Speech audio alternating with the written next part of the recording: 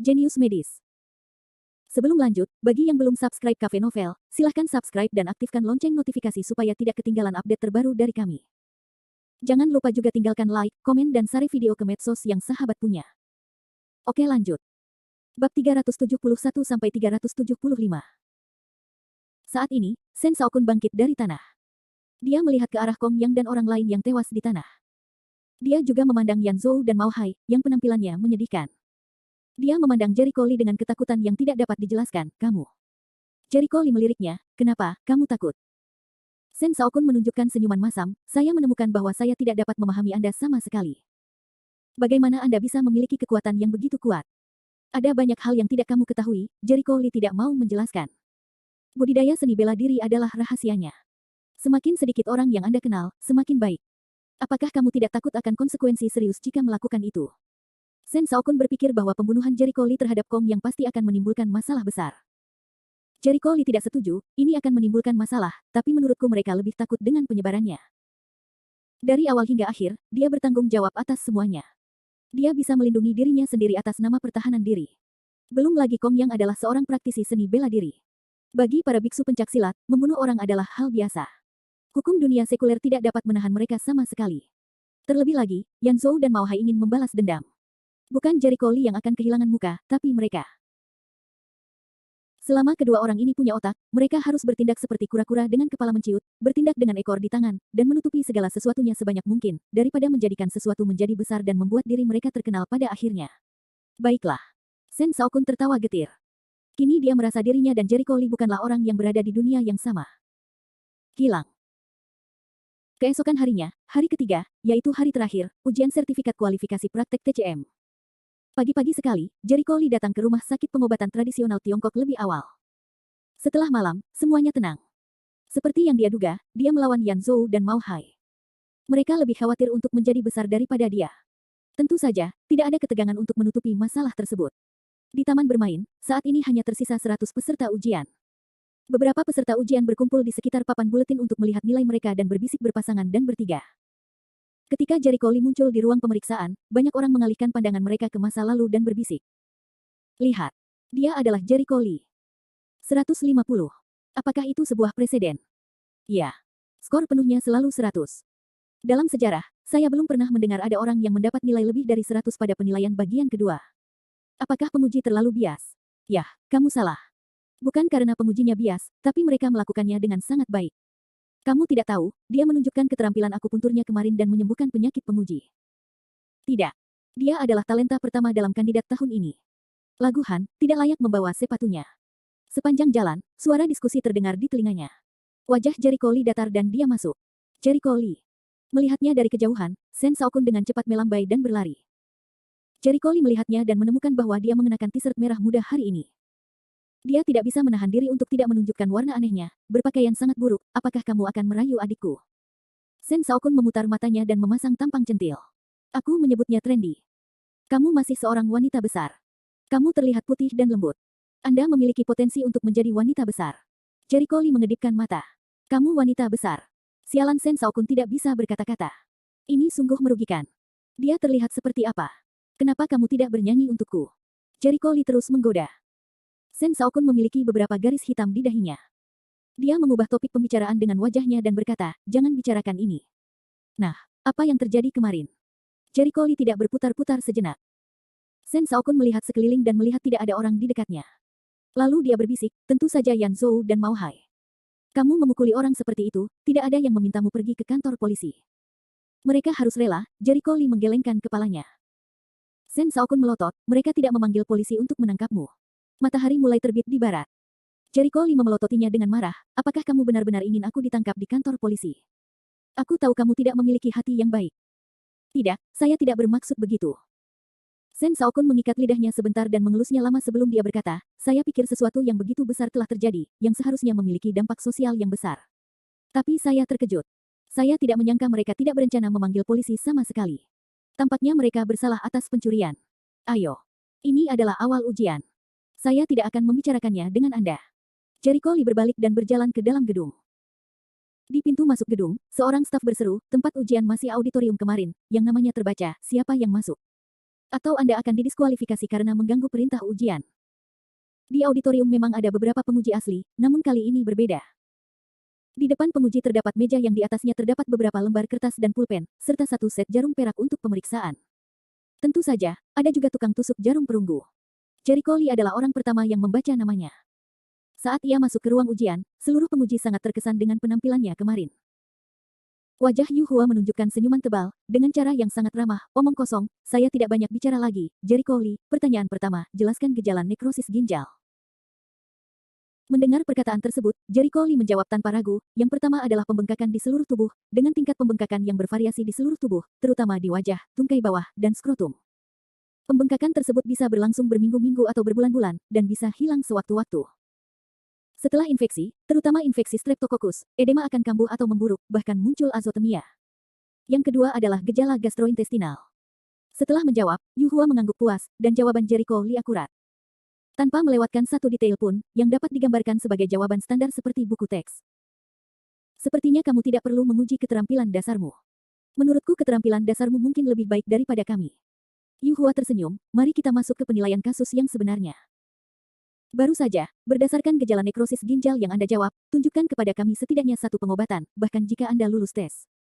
Dengan itu, beberapa penguji memandang Jericho Lee dengan mata penuh harap. Mereka tahu bahwa pemuda yang luar biasa ini akan dengan mudah lulus ujian. Dengan senyum percaya diri, Jericho Lee mengambil jarum perak di atas meja dan menusukkannya ke titik akupuntur pria tembaga itu. Jarum pertama adalah titik akupuntur Senmen. Begitu seorang ahli bergerak, dia akan tahu apakah dia memilikinya. Teknik tusuk jarum Jericho Lee tidak hanya cepat, akurat, stabil, tapi juga canggih. Ini seperti seorang dokter pengobatan Tiongkok kuno yang telah berkecimpung dalam akupuntur selama beberapa dekade. Tekniknya bahkan lebih baik dari mereka. Setelah demonstrasi dan penjelasannya, Yu Hua dan yang lainnya tidak bisa tidak kagum. Jahitannya akurat dan mantap. Tingkatannya bagus. Ya, aku khawatir Lau kamu tidak bisa melakukannya. Bab 372. Beberapa orang tutut berkata dengan luar biasa, Jericho Lee sekali lagi membuat mereka terkejut, biarkan mereka membuka mata. Yu Hua menghela nafas dengan emosi dan berkata, saya akan meresepkan resep untuk pengobatan nekrosis ginjal. Ini adalah ujian terakhirmu. Jika kamu lulus ujian, kamu akan lulus ujian kualifikasi medis. Masalah seperti itu terlalu sederhana bagi Jericho Lee. Dia mengambil penanya, mengoleskannya di atas kertas, menulis resepnya, dan menyerahkannya kepadanya. Beberapa penguji melihatnya, dan semuanya mengangguk puas. Mereka semua adalah praktisi pengobatan Tiongkok kuno yang telah berkecimpung dalam pengobatan tradisional Tiongkok selama beberapa dekade.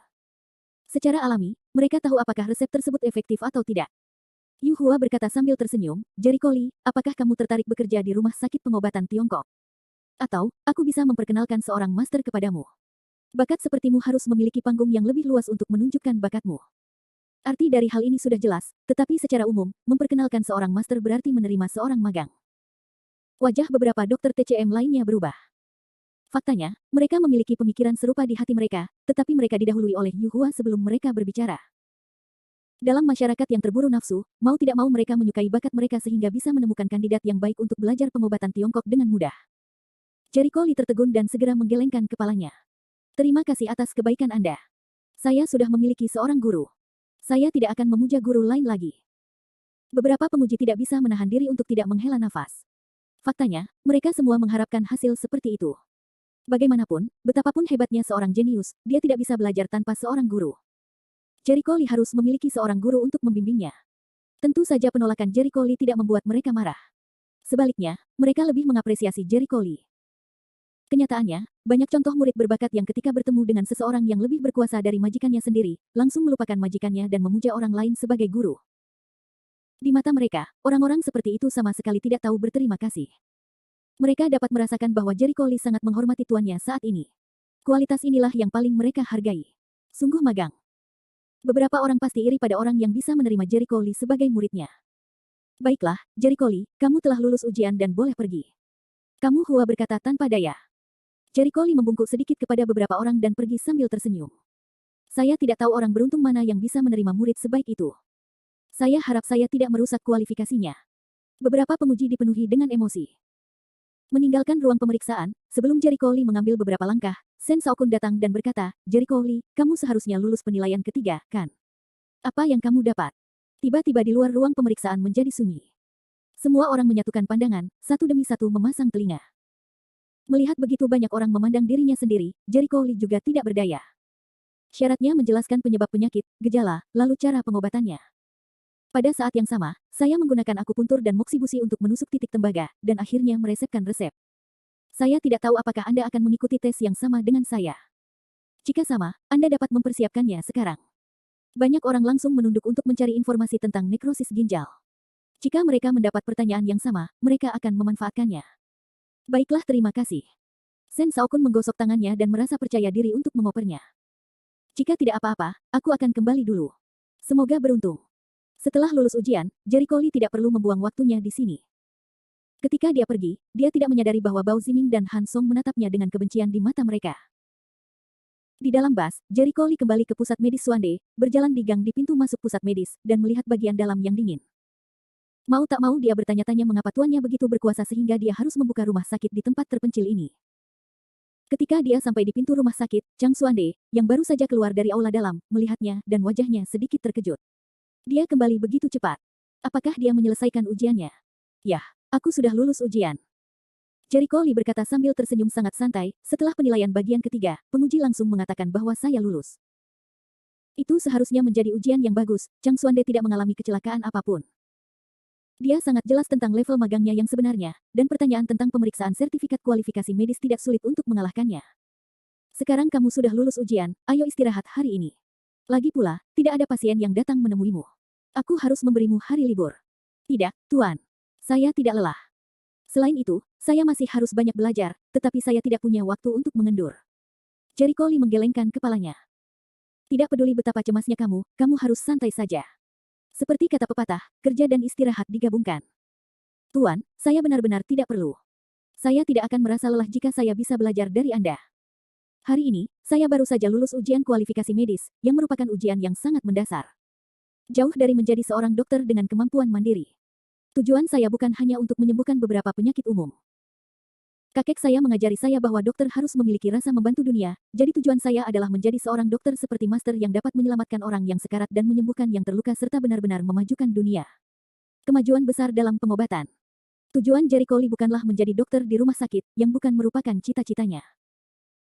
Yang ingin dia lakukan adalah mewarisi dan meneruskan sekolah kedokteran kakeknya, dan yang perlu dia lanjutkan adalah bahwa keterampilan medisnya benar-benar mencapai tingkat puncak, setidaknya tingkat pengobatan alami. Bagaimana dia bisa rela menjadi orang biasa-biasa saja sebagai orang yang mewarisi warisan nenek moyang keluarga Lee? Chang Suande terkejut mengangkat alisnya. Dia sepertinya tidak berpikir bahwa tujuan muridnya begitu besar. Memang benar untuk berpikir bahwa dia adalah seorang dokter suci.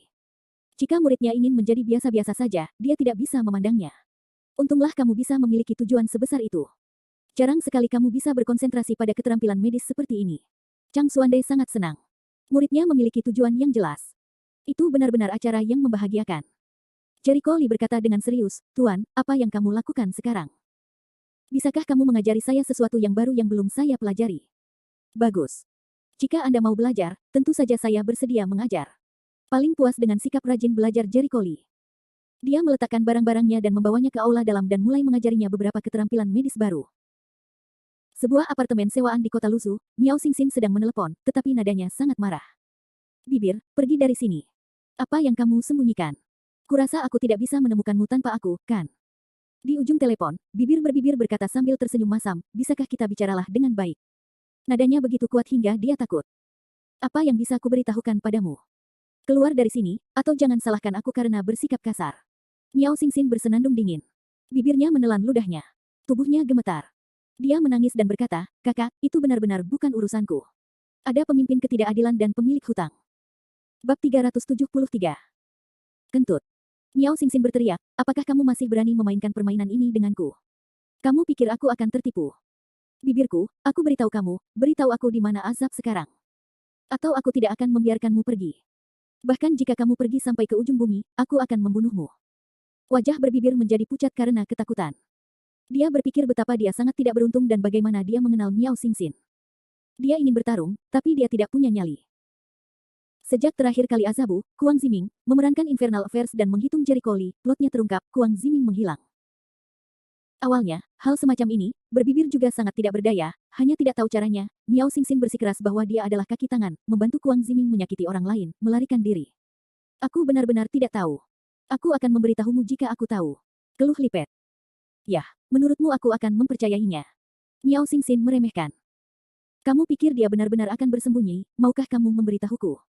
Aku sudah mencarinya beberapa lama, tapi aku belum mendengar kabar sama sekali. Bahkan aku sudah bertanya pada pamanku di benteng. Dia tidak pernah pergi. Kembali. Apa? Miao Xingxin tertegun, dia tidak kembali ke benteng. Tentu saja, dia akan kembali. Akankah paman tidak memberitahumu? Menurutmu, berhari-hari telah berlalu tanpa kabar apapun, dia pasti sengaja menghindari kita. Kata Lipet tak berdaya. Miao Xingxin mengerutkan kening, apakah kamu tahu kemana dia akan pergi? Aku sudah mencari semua tempat yang akan dia datangi. Bukannya kamu tidak tahu apa karakternya? Tidak ada yang bisa mengubah keputusannya. Jika kamu ingin aku menebaknya, dia tidak akan meninggalkan kota Lusu karena dia belum menyelesaikan masalah tahun itu. Belum mati. Wajah Miao Xingxin menjadi sedikit jelek. Hanya ada sedikit orang dalam pada saat itu, dan tidak ada bukti yang membuktikan bahwa ayah Jericho Lee lah yang membunuh orang tuanya. Dia pergi mencari Jericho Lee untuk membalas dendam, bukankah menurutnya itu konyol? Jika ayah Jericho Lee tidak bersalah, bukankah Kuang Ziming menemukan orang yang salah untuk membalas dendam? Sebaiknya kau katakan padanya bahwa dia tidak akan pernah menyerah untuk membalas dendam sampai kebenarannya terungkap. Lipet mengetahui karakter Kuang Ziming dengan sangat baik. Tentu saja Kuang Ziming telah kehilangan orang tuanya sejak ia masih kecil. Dia menjalani kehidupan yang menyedihkan dan akan memilih untuk membalas dendam apapun yang terjadi. Dia bisa mengerti sepenuhnya. Miao Xingxin mengunci alisnya dan menutup telepon tanpa daya. Dia benar-benar tidak bisa membayangkan obsesi Kuang Ziming. Dia bisa mentolerirnya untuk membalas dendam, tapi dia tidak bisa menyalahkan Kuang Ziming. Bagaimanapun, orang tua Kuang Ziming telah meninggal. Dia akan lebih gila dari Kuang Ziming. Pada saat yang sama, sebuah hotel terpencil di kota Lusu. Apakah kamu benar-benar akan melakukan itu? Saya tidak punya pilihan selain melakukan itu. Mata Kuang Ziming terbakar amarah, dan telapak tangannya terkepal erat. Pria yang berdiri di depannya mengerutkan kening, sebaiknya Anda memikirkannya dengan jernih. Tidak sulit untuk menyelidiki urusannya, tetapi sangat serius untuk menyerang orang-orang di sekitarnya. Sejauh yang saya tahu, orang-orang yang mengancam orang-orang di sekelilingnya berakhir sengsara. Tidak masalah. Selama kamu bisa membunuhnya, semuanya akan mudah untuk dikatakan. Mata Kuang penuh dengan kebencian dan kebencian. Pria itu memandangnya dan berkata, Anda tidak bijaksana. Terserah saya. Saya akan menyelidiki urusannya untuk Anda terlebih dahulu. Jika saya bisa, saya akan mencoba yang terbaik untuk menyelidiki apa yang terjadi pada tahun itu. Saya akan memutuskan apa yang harus dilakukan saat itu. Kuang Ziming hanya ingin menolak, tetapi pihak lain tidak memberinya kesempatan untuk menolak. Keputusan transaksi ini ada di tangan saya, bukan Anda. Selesai berkata, pihak lain berbalik untuk langsung pergi. Kuang Ziming melihat ke ruangan kosong itu dan memegang tangannya lebih erat. Ada kemarahan yang kuat di matanya. Sekarang dia bahkan tidak punya hak untuk memutuskan urusannya sendiri. Dia tidak pernah merasa begitu tertekan, tetapi untuk membunuh Jericho Lee, untuk membalaskan dendam orang tuanya yang telah meninggal, dia hanya bisa memilih untuk bertahan, hanya bisa memilih untuk bertahan.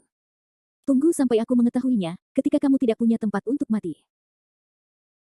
Beberapa hari kemudian, Chang Xuandai menelepon ke rumah sakit pengobatan tradisional Tiongkok dan menanyakan hasil pemeriksaan sertifikat kualifikasi medis. Jawabannya adalah Jericho Lee telah lulus ujian. Ketika sertifikat kualifikasi medis disetujui, dia segera mengirimkannya ke Chang Xuandai, yang membuatnya sangat lega. Beberapa hari kemudian, semuanya tenang. Menutupi langit, Jericho Lee sedang membersihkan rumah sakit. Tiba-tiba ponselnya berdering dan dia tertegun. Aneh, siapa yang meneleponku? Tidak banyak orang yang mengetahui nomor teleponnya. Kecuali beberapa orang, tidak ada yang meneleponnya. Dia tahu bahwa penelepon itu pasti seorang kenalan, jadi dia mengeluarkan ponselnya, melihat ide penelepon dan menekan tombol jawab, Nona Mo, bagaimana Anda ingat untuk menelepon saya? Tidak, Jericho Lee, ada yang tidak beres. Begitu Mo Lingyan di ujung telepon membuka mulutnya, Jericho Lee mengubah wajahnya. Ekspresi Jericho Lee menjadi tegang segera setelah dia melakukan tindakan di tangannya, ada apa? Kamu bilang, kamu di rumah sakit sekarang, bukan? Saya sedang mengemudi di sini. Aku akan ke sana sebentar lagi. Sampai jumpa. Mo Lingyan buru-buru menutup telepon. Jericho Lee merasakan kegelisahan yang kuat di hatinya. Jika dia bisa membiarkan Mo Lingyan mengemudi ke sini dengan tergesa-gesa, sesuatu pasti telah terjadi. Wah. Dalam 2 menit, tiba-tiba terdengar suara rem di luar jalur, dan Jericho Lee berlari ke sana. Mo Lingyan membuka jendela dan berkata, masuk ke mobil. Ada apa? Tolong beritahu aku dulu. Jericho Lee tidak langsung naik bus. Kamu masuk duluan, kata Bas. Mo Lingyan sangat khawatir. Jericho Lee mengerutkan kening, ragu-ragu, membuka pintu dan melompat ke dalam mobil. Tanpa mengucapkan sepatah kata pun, Mo Lingyan langsung menginjak pedal gas untuk menyalakan mobil. Mobil itu menderu seperti angin puyuh. Melihat ini, Jericho Lee merasa semakin terpuruk. Mo Lingyan sepertinya sedang terburu-buru, yang membuat orang-orang mendecakkan lidahnya. Apa masalahnya? Kakekmu sepertinya dipukuli, tepatnya, diancam. Kata-kata Mo Lingyan luar biasa. Apa? Wajah Jericho Lee berubah drastis dan dia tidak bisa langsung duduk. Ada kemarahan yang kuat di wajahnya, seseorang memukul kakekku. Bagaimana kabar kakekku? Siapa yang melakukannya? Mo Lingyan kembali menatapnya dan berkata dengan cepat, kakekmu baik-baik saja. Sepertinya dia hanya sedikit takut. Adapun siapa yang melakukannya, saya tidak tahu. Ketika saya bertanya kepada kakekmu, dia tidak akan mengatakan, di mana kakek saya sekarang.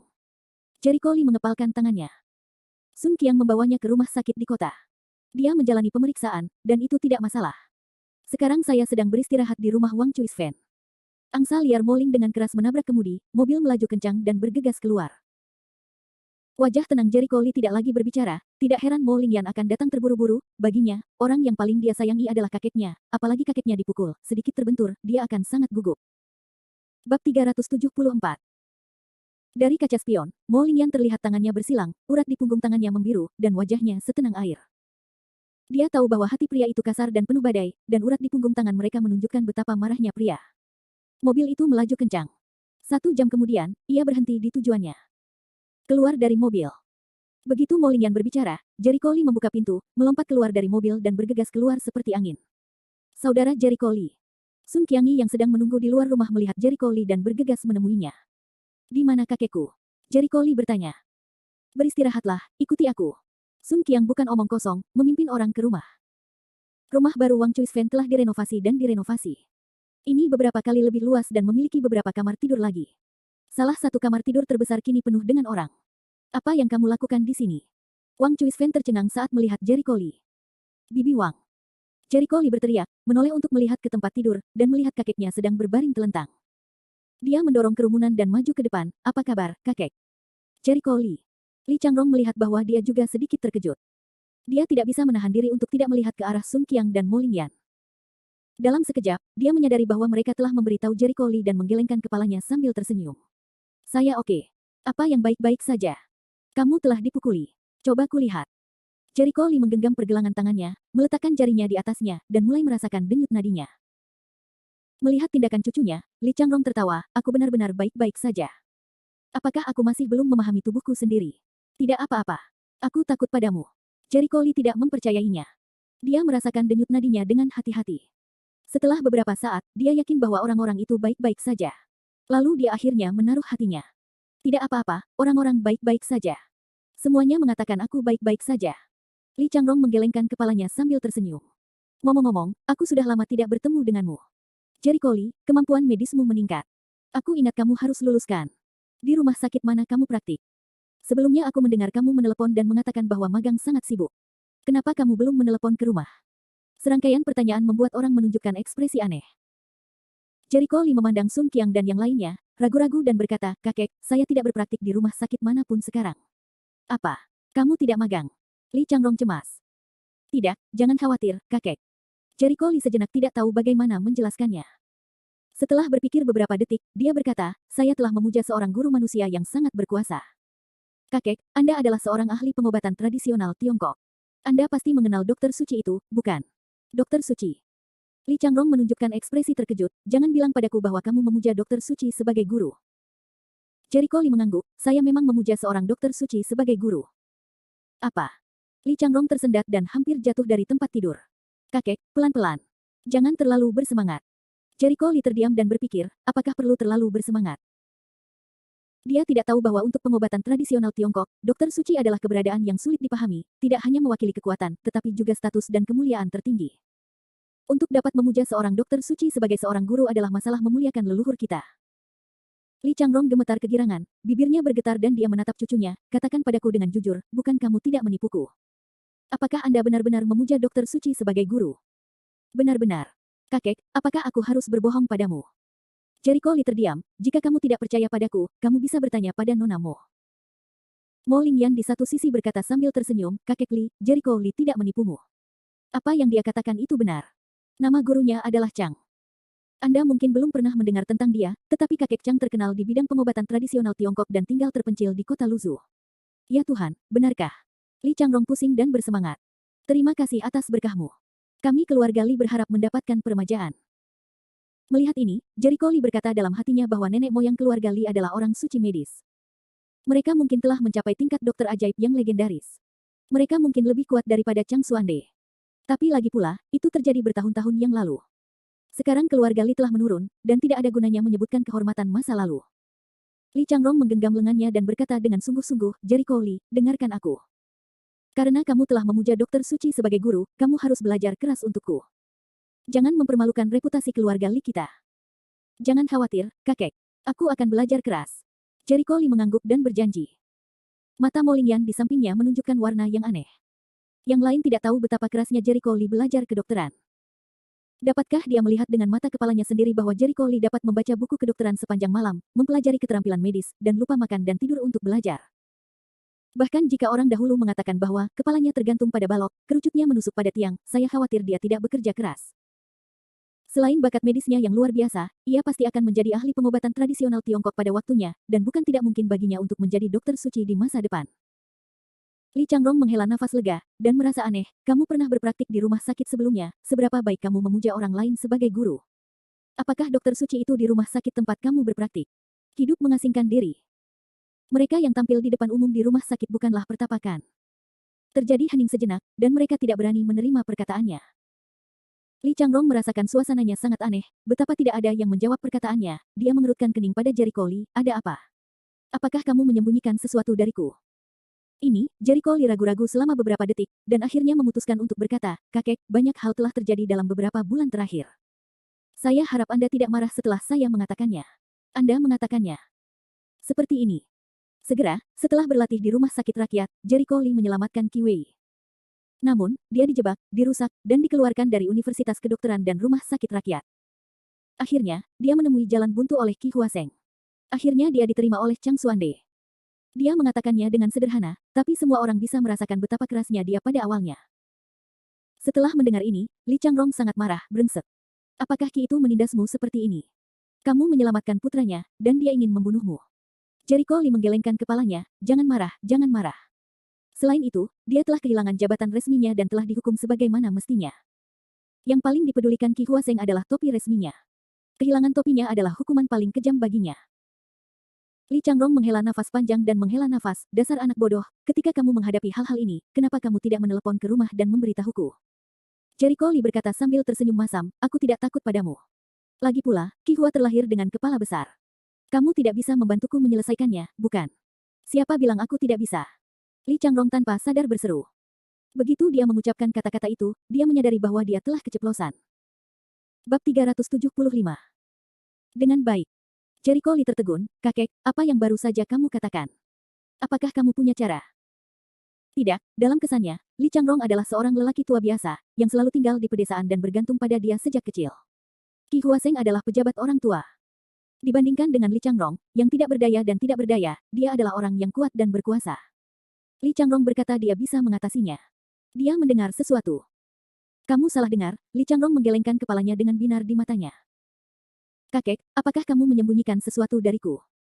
Intuisi memberitahu Jericho Li bahwa apa yang secara tidak sadar dikatakan Li Changrong barusan bukanlah kebohongan, yang berarti Li Changrong pasti menyembunyikan sesuatu darinya. Tidak ada apa-apa. Li Changrong, jangan berlebihan. Jericho Li mengerutkan kening dan memandang Sun Qiang dan yang lainnya. Kamu keluar dulu. Aku akan bicara dengan kakekku sendirian. Kerumunan itu mengangguk dan bergegas keluar dari kamar tidur. Kamar tidur tiba-tiba menjadi bersih, dan Jericho Li berkata, kakek, hanya kita berdua yang ada di ruangan itu sekarang. Katakan padaku, apakah ada sesuatu yang ingin kamu sembunyikan dariku? Dan siapa sebenarnya yang memukulmu? Tidak akan terjadi apa-apa, Li Changrong jelas menolak dan tidak ingin membicarakan topik ini. Tahukah kamu, kakek? Setiap kali kamu berbohong, tanpa sadar kamu akan menghentikan kepalamu, dan kali ini sama saja. Li Changrong tertegun. Wajahnya tiba-tiba pingsan dan menjadi sedih. Dia menghela nafas dalam-dalam, bukan apa-apa. Sekarang, aku tidak bisa menyembunyikannya.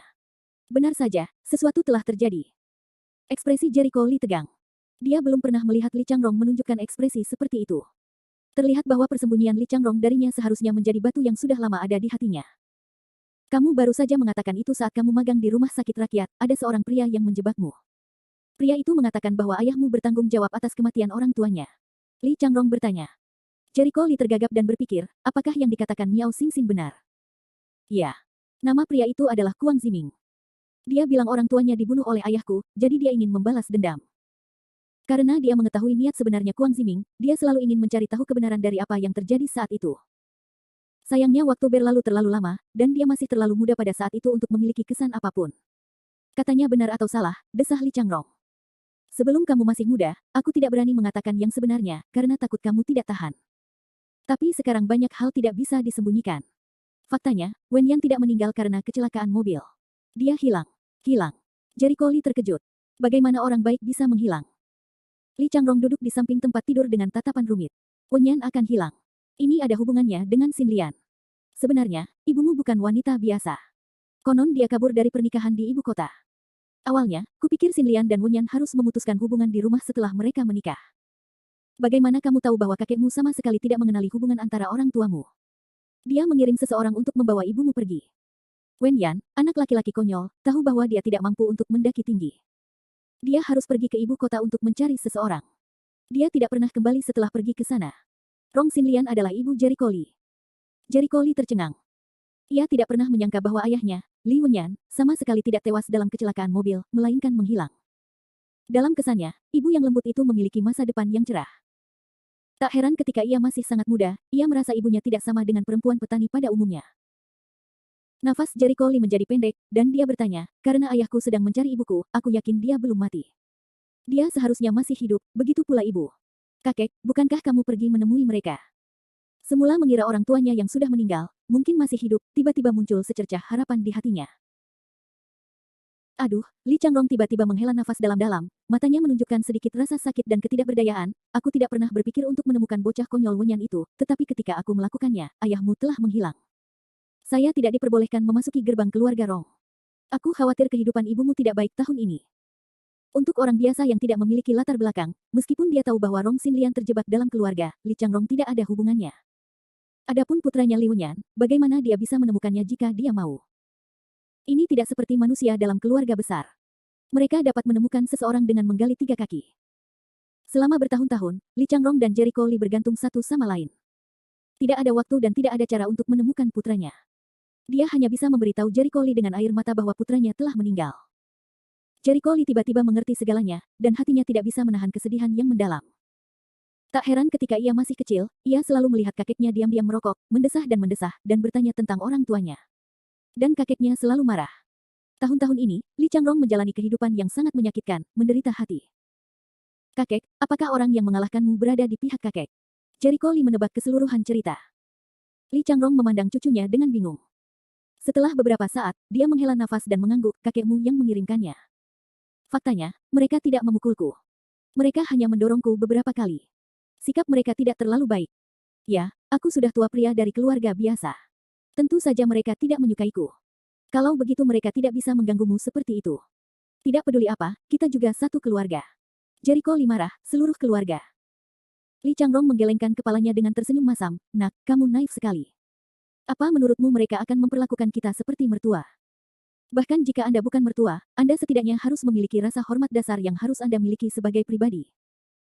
Jericho Li tahu bahwa keluarga Rong membenci Li Changrong dan Li Wenyan, tetapi setidaknya kedua orang yang masih hidup ini lebih rendah daripada anjing di mata mereka.